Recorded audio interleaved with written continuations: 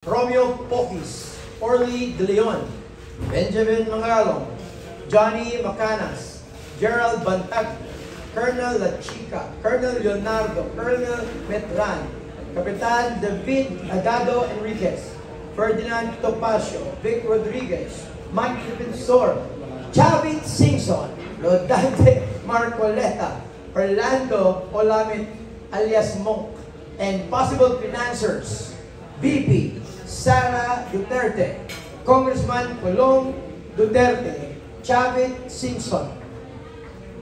Sino kulang?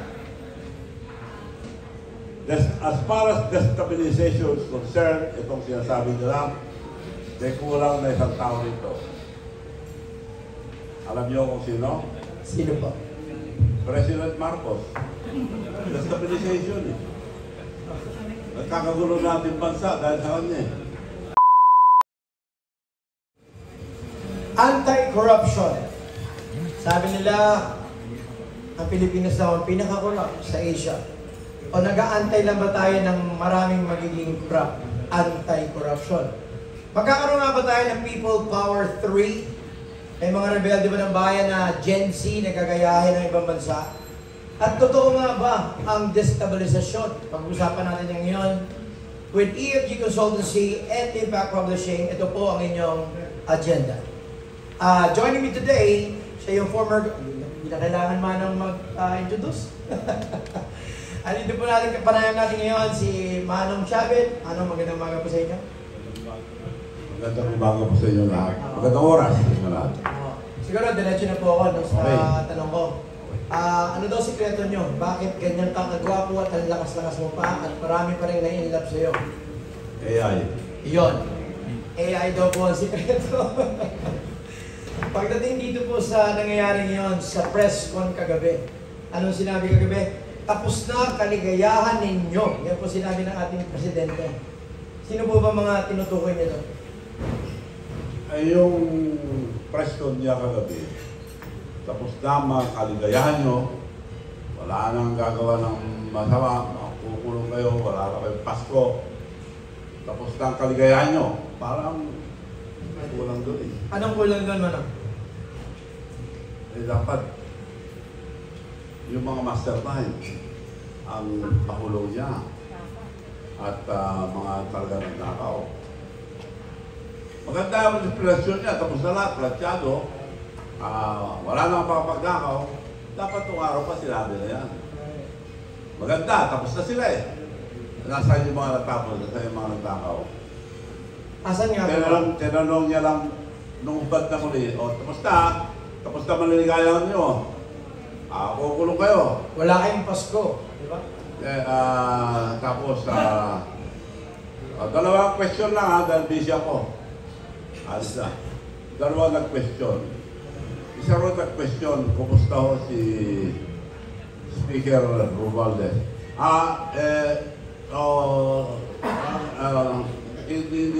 Language po daw yan ng ibang bansa. Parang nataranta na eh. Tapos, the Senate, and you know, I'm not a lawyer, but if he's included, yes. I don't know. Pero ano po bang reason? I don't know. Anong reason ba't parang dinidepensahan niya yung mga yun? Parang tinatago, iningatan niya? Yun nga eh. Walang maniniwala dyan. Dahil pinoproteksyon niya yung first cousin niya na tinutukoy ng mastermind. Kung ikulong nila ang mga mastermind at nakinabang, masaya ang taong bayan. Kung ikukulong yung mga ginamit lang nila at makatakbo yung mga nakapagnakaw na, eh, hindi maganda yun. Eh, willing naman daw po magbalik ng 10% eh. Wala. At yung hinihingi nga, 25%, 30%, 40%. Kung anong sinabi niya pa, mababalik natin. Wala pa. Mga 3 billion, mga plus, di wala pa nga abot na 10 billion. Nasaan napunta yung 500 billion na mahigit? Sa karanasan niyo bilang governor, kayo po ba nakaranas din kayo ng mga ganyang flood control projects? Wala. Kaya ako Ang tatay ko, kontraktor. Ako, kontraktor ako. Never kami nakatikim ng bilyon-bilyon. Ito, 3 years ang presidente natin.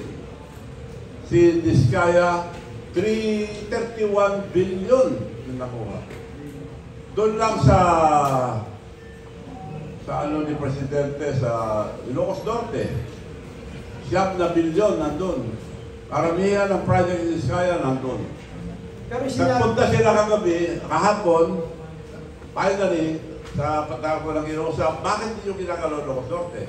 Maliwanag na maliwanag sa Senate, tinago nila. Nilampasan ang Ilocos Norte. Nung binatigos, nandun, ayaw pala Ilocos Norte. Nagsara na, tunaw, bubuksan daw. So yun ang dalawang inihin ko.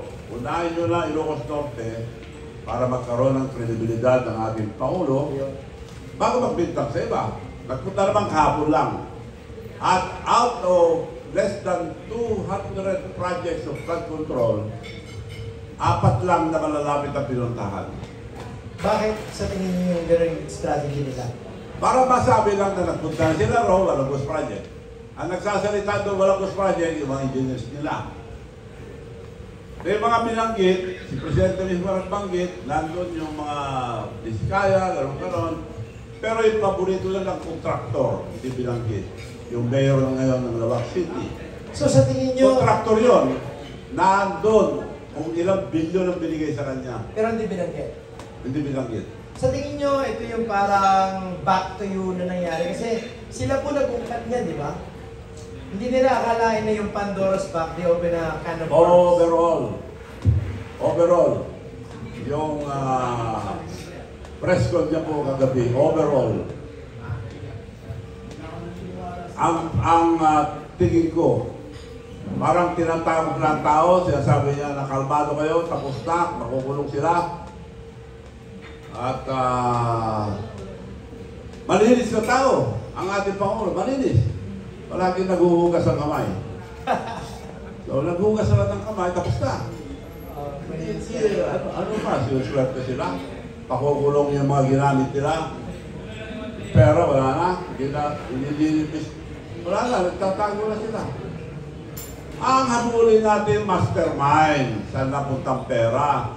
Hindi yung mga ginamit nila na kontraktor, mga engineer, isasakripisyo yan, pati tawan niya, ilalaglag. Wag nung umabot sa kanya. Nababagalan kayo sa nangyayari? Hindi lang nababagalan, pinalalabas niya siya kang hero. Hindi. May maglalabas na yan noon eh. Matatrace natin lahat yan. So, sinadya. Yung, maya naman kayo. Alam niya, hindi na-abot sa kanya. Kaya bisigan lahat. Eh, kasama siya eh. Wala ba siyang sense of mind na nagmumukha na siyang ano? Parang tuliro na eh. Parang tuliro na dahil binibintangan lahat ngayon. Kaya, kung walang nalang bintangan, sinabi niya, because of the typhoon, because of climate change, kulang nilang, pakulong kayo lahat, kulang na lang niyang sabihin, pati bagyo kukulong, pati climate change kukulong. Pero yun na siya sabi niya eh. How do you feel na yung tinutukoy mo na presidente natin outside the country, representing us to many countries, na parang sabi daw nila ay napapahiya ang Pilipinas. How do you feel about that? Nakakaya at nahiya na ako. Nakita naman natin lahat. Nagpunta sa ibang nasyon, hindi pinansin ni Trump.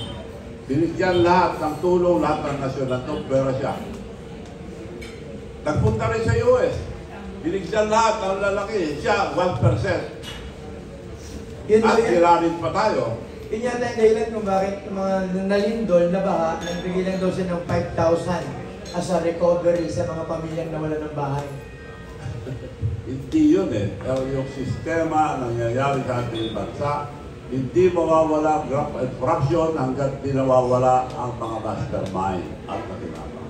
If you had a chance to fix the corruption, ano yung unang-unang mong gagawin? Paano maayos ang korupsyon sa Pilipinas na sinabi walang pag-asa? Kasuhan, ikulo, yung mga mastermind. Sampulan. Unahin mo taas. Hindi yung ibibintang mo sa iba. lumilintang sa iba. Ngayon, sinasabi niya, ganito lang gawin natin, ganito lang natin. Wala nang mga pagnakaw. Kung iyan ang sinabi niya pag-upo niya, di ba mahusay ang ating bansa? Bagsak na lahat. Lahat ng ekonomiya natin, bagsak na lahat. At sino may kasalanan niya? He is the commander-in-chief. It is his command responsibility kung ano mangyari sa ating bansa. So, naniniwala po ba kayo na they invested on trolls that years ago para ma-build yung credibility nila? Ngayon, hanggang ngayon, bumabalik sa kanila yung mga trolls na ginagamit. Yung trolls, ang kalaban ko yung trolls. Kalaban mo? Ang mga trolls, mga attack dog yan. Pag makaamoy, lalo ngayon, mahal. Makaamoy ng flood control, talagang katakot-takot na bana. So, yung mga kumakalat ng troll, Manong, hindi sa inyo. Kalaban ko eh. Akong binabalatan eh. Pero, naintindihan natin yan. No amount of trolls can stop me. Ayun. Sabi nga eh, nasa iyo na lahat. Ang ganda ng buhay mo. Bakit hindi lang kayo magpahinga? Bakit nga ba, Bob? Hindi ko matiis ang ating kababayan na nagdurusa, umiiyak na ng dugo at lahat. Papasyal ako, makikinabang, all time, nakikita ko ang nangyayari sa ating bansa. I'd rather die in a country than going out na namamasyal. Kasi marami nagtatanong sa dami ng corruption issues, ngayon ka lang talaga lumabas, lumutang, nagsalita ng ganito ka-bold. Tinatanong nila anong agenda mo. Bakit? Are you running for president? Ang agenda ko, biniloloko tayo eh. So you're not running for president? No. Sinagot na po, hindi ka po sa tatakbo. Binumura lang yung presidente. Ba't ako tatakbo eh? Makakatulong naman ako na hindi na tatakbo. Oo. Meron dating isang programa na tinawag na Oplan Bag on the Go. It is the government watch for destabilization. Kulang yan. May kulang. May kulang. Ano pong kulang? Minention lahat, destabilization, Romeo Poes, Orly De Leon, Benjamin Magalong, Johnny Macala, Ay, kung kang basahin kayo ni isa. Okay. Romeo Poes, Orly De Tayo Leon. muna. Sabi dyan, here's an insider list of people the government is watching that are behind the reported current destabilization. Yes. Yan yung tinawag dating Oplan Bag on the Go. Ngayon ko lang narinig yun. Kaya ito, hindi totoo ito, palakot lang nila at kulang. At teka, isa-isahin ko, dagdagihin ko lang. Romeo Poes, Orly De Leon, Benjamin Mangalong, Johnny Macanas, Gerald Bantag, Colonel La Chica, Colonel Leonardo, Colonel Metran, Kapitan David Adado Enriquez, Ferdinand Topacio, Vic Rodriguez, Mike Defensor, Chavit Singson, Rodante Marcoleta, Orlando Olamit alias Monk, and possible financiers, VP Sara Duterte, Congressman Colong Duterte, Chavit Singson. Sino kulang? As far as destabilization is concerned, itong sinasabi nila, may kulang na isang tao dito. Alam niyo kung sino? Sino ba? President Marcos. Destabilization eh. Nagkakagulo natin bansa dahil sa kanya eh. Di ba? Kulang to. Kaya ito, kalukuhan ito, panakot nila sa tao. At inulit lang ni Ramon Tulfo ang sinabi yung bayaran na troll, yung bayaran na attack dog. Siya nagsalita muna nito eh. Tapos kinopya ni Tulfo, I don't know his purpose. Yun. Yan nga, kulang. Kasama Baka imposible kami dahil hindi ko kilala. 5 lang kilala ko nito. Romeo Poes, Benjamin Magalong, nakita lang kami minsan o dalawa sa mga okasyon. Ferdinand Topacio, minsan lang. Vic Rodriguez, hindi ko na nakita mula nung umpisa nung pagtanggal sa kanya. Hindi pa si Robo po, tiyandal na. Mike Defensor, nung huling bakong mayor sa when we were with BBM sa kanya sa LCT, Mike Defensor, 2022. Yun lang, wala na, hindi ka nakikita. So, Vice President Sara, hindi ko nakikita. Financer eh. So, isa ka sa financer ko na din, Manong. Kung Duterte, hindi ka pinakita pa eh. Pero kung sakali, willing ka rin mag-finance. Kung sakali may mga programa para maiayos ang bansa. Kung maiayos ang bansa, may mga programa. Katulad daw ng rally na darating. May rally po darating na nagsama-sama mga denomination ng Iglesia ni Cristo, ng JIL, ng Kingdom, at saka mga retired police and AFP. Magsasama-sama daw sa Malacanang, Doneta, lahat po ng mga puntos doon at baka magkaroon daw po ng possible entry sa Malacanang pagka nagkagulong. Posible. Ano pong opinion niyo doon? Dahil galit na taong bayan. Posible yun. Kung sakaling mababa naman si Pangulong Marcos, ano pong sa tingin niyo? Sino ang iniisip niyo na dapat pumalit sa kanya, tumuloy ng pagpapatakbo ng bansa natin? Meron po ba kayo napupusuan? Wala akong alam na papalit dahil sa laki ang ating problema. Ang suggestion ko lang, kung bababa si BBM, which is honorable exit, huwag na niyang antayin, galit ng tao, huwag niyang antayin, magalit pa uli ang mga tao, baka mapalis siya kagaya ng tatay niya, baka mas masahol pa. So, I would suggest again, more honorable kung mag-exit na siya, huwag na niyang gulayan ang mga taong bayan. Lalo lang magagalit ang taong bayan sa ginagawa niyang pambubula. Binibintangan niya lahat. Nung dumating sa pinsan niya, Mr. President, last night only, si Speaker Romualdez.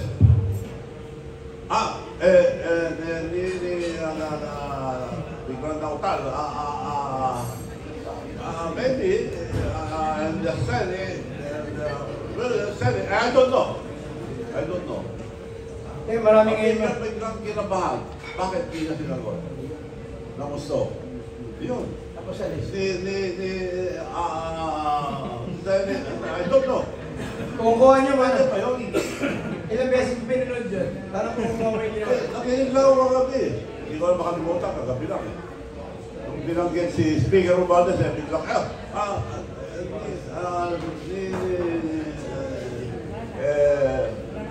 Senate, maybe, kung maybe na siya.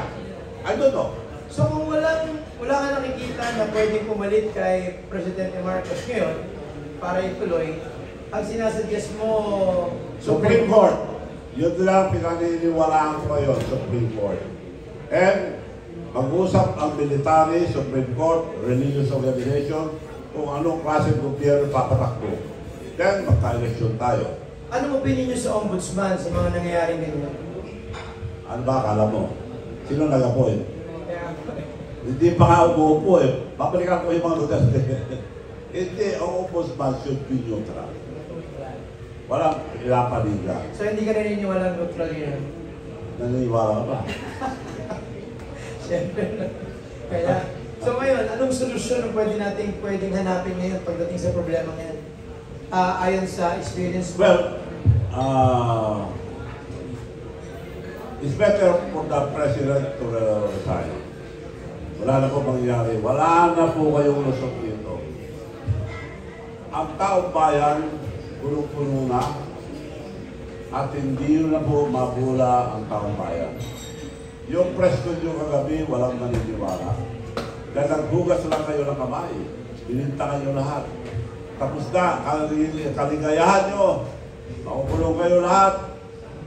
Parang tapos na kayo, kami hindi. Kami lang magpapasko. Kami lang ang maligaya. Wala na kayo. Tatapusan nyo na lahat. Wala akong maniniwala dyan. So, linawin ko lang, Manong. Ang suggestion mo, mag-step down as a president para walang gulo. More honorable. Huwag niyang antayin na sobra lang galit ang tao. Ano bang pwede mangyari pag umabot yung sobrang galit niya? Well, nobody can tell, pero masama. Marami po nalilito, Manong. I just wanna get your opinion. Si Sir Bronner nagsalita, no? Regarding the AFP's position kung sakaling magkaroon ng anumang mga events.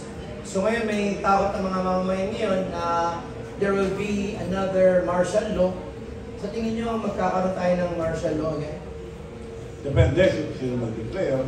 Kung si Presidente mag-declare, baka magaya siya sa Korea, nag-declare martial law, tanggal kagad. Puro mali-mali rin, nalilito na sila.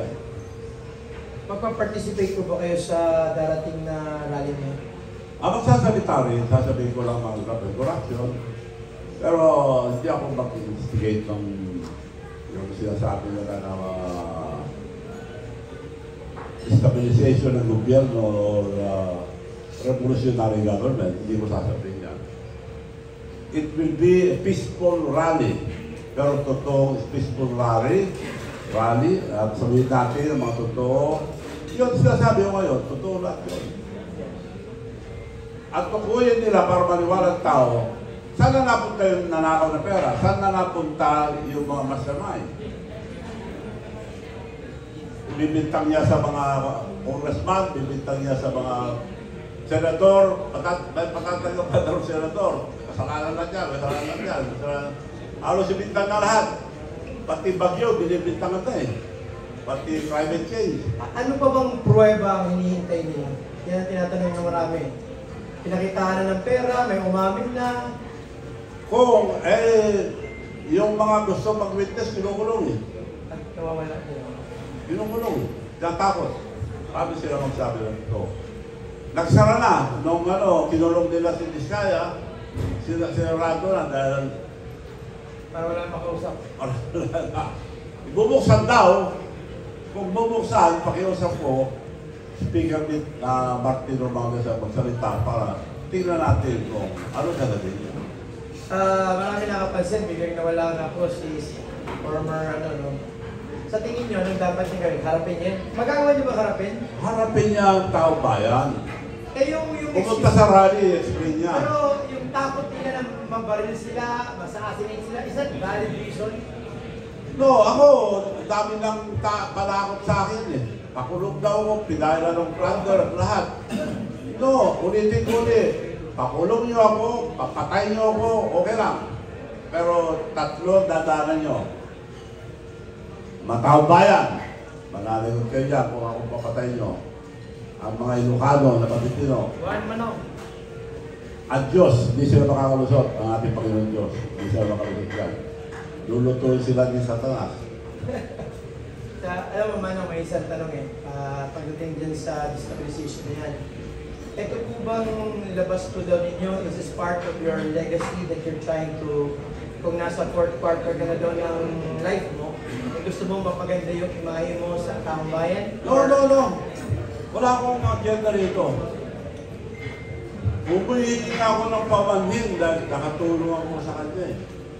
Hindi na malabas yan. Humihingi ng pamanhin sa Sa taong mga bayan? taong bayan dahil parte ako nag-convince na boto natin. Nagsisihan Hindi presidente ako, hindi ako, ang vision lang niya ng vice president. Ako lang nagsabi na presidente mo lang, pag nag-file si Sara, baba ka, protected ka na. Palakpakan yung mga Ilocano. So, inulit namin. So, nung kampanya, bawal pa. But nakakuha ko ng journal of PRRD ng credit. Maliit lang pwede. Bawal ng malaki dahil pa COVID. So ginawa ko, regional mayor. Pinasyalan namin. So naging popular.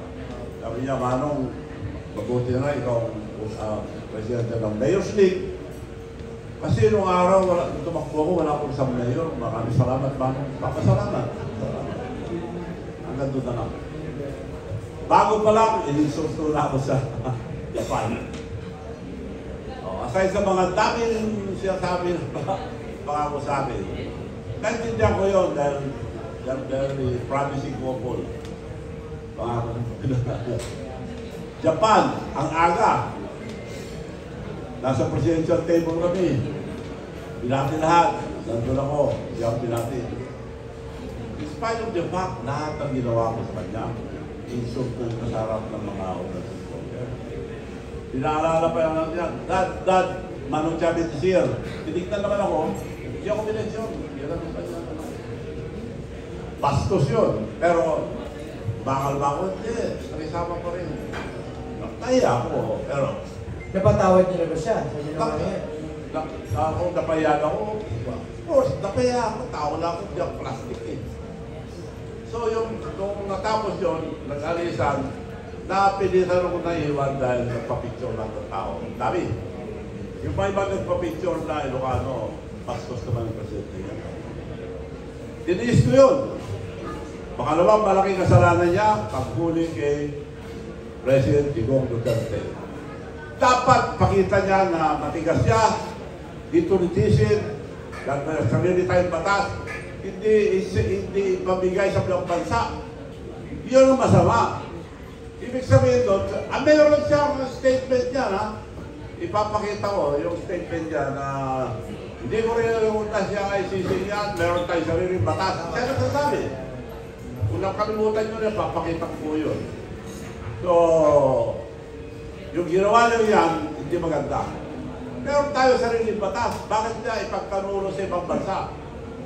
Ang Amerika, maski sinong tao nagkasala nito, embassy pupunta, tutulungan nilang maski anong kasalanan nila. Tayo, pinapadala natin. Hindi, dapat ibalik si Presidente Duterte para tayo maglinis. Kung naman ang kasalanan na, ipakita natin na matigas ang Presidente, kaibigan ko ito, pero kailangan maragot. Mahiwaga ang mga ginawa niyang hakbang. Nasaktan niya yung mga taong tumulong sa kanya. Ano ang pinakaugat kung bakit parang wala sa alignment o kilos o tama o normality yung ginagawa niya? Is it the people behind him? Or is it true na siya ngayon ay, according sa rumor, no? Sa dark web, meron daw mga sindikato, drug lord, ano sa likod niya na hindi niya matanggihan. Kaya kahit na walang saysay ginagawa niya, totoo po ba yun? Palagay ko from the very beginning, involved na siya eh. Dahil day one, first year, 3 taon lang, paano nakakuha ng 31 billion si Vizcaya? Makakakuha ka kung may kapit ka sa kubalasa ng taas. Ang tagal ng kontraktor ng tatay ko, ang tagal ng kontraktor. Never kami nakatingin na gano'n na. Pero bakit Billion, yun? billion. Bakit niya nilabas yun? Anong, di namin nandingan talaga? Para hero siya, dahil puputok tayo, sasabog na eh. Meron na maglalabas. Inunahan niya. At sabi, nagsuggest. May maglalabas na. May maglalabas na. At nagsasalita na yung tao. So, sinadya niya para ibintang sa iba para hero siya, dinalaglag pati kasama niya.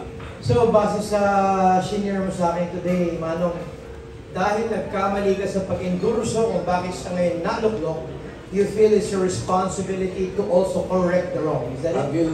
Guilty ako dahil nabudol ako, kala ko ayusin lang pangalan ng mga magulang nila. Dahil mga magulang nila nakalagay sa Guinness Book of Records. The biggest robbery of government. Picture ng tatay niya at nanay niya. Nakakaya eh. Dapat yun ang ayusin niya. Akala ko, hindi, mas masahol pa ngayong ginagawa. Wala itong mga flood control kung hindi niya pinirmahan. Siya ang responsible. Siya ang commander-in-chief. Walang lalabas sa pera kung hindi niya pirmahan. Ang national expenditure, i-re-review na yan. 556 billion, less than a trillion. Binigay sa kanya, re-review niya yan.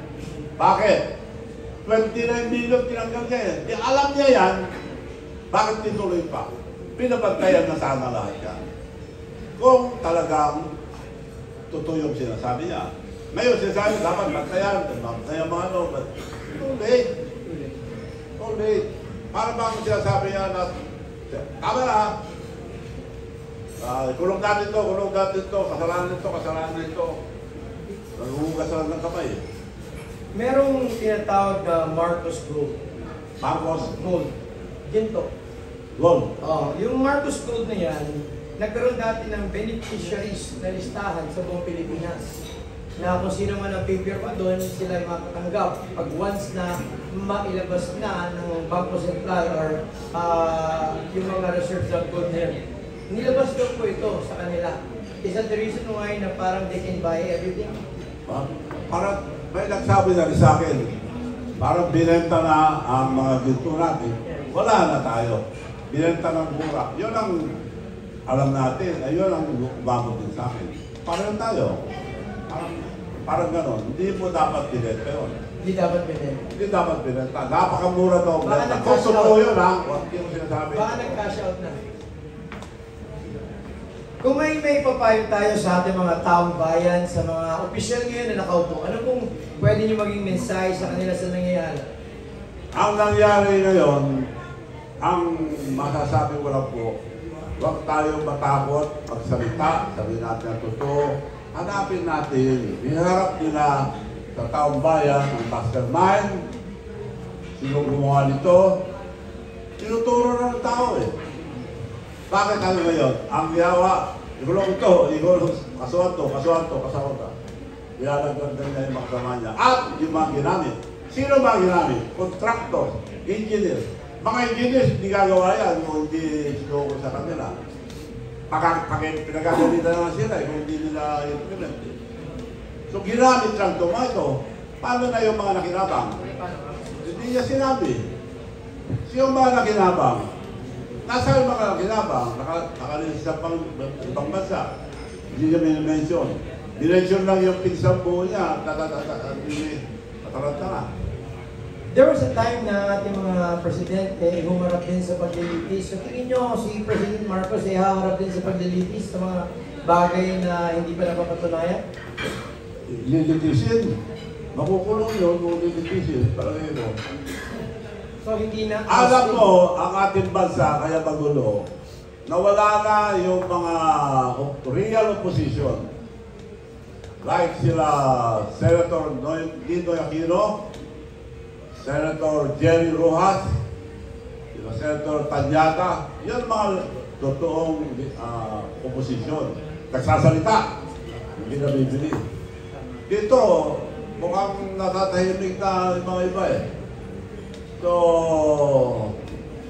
nananawagan ako sa mga senator na magpakatao kayo, sabihin nyo totoo. At least, ako baka may naiwan pang senator na matino.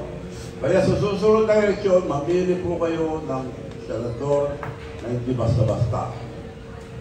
Na talagang may prinsipyo. So ano nangyari? Wala nagsasalita. Pakukulong kayo sa pagkakin. May mga bagay pa ba na dapat malaman ng ating taong bayan na ang inyong mga information na dapat makarating din sa kanila na hindi namin alam? Marami. Pero mahirap naman sabihin lahat dito. Amen. Pero may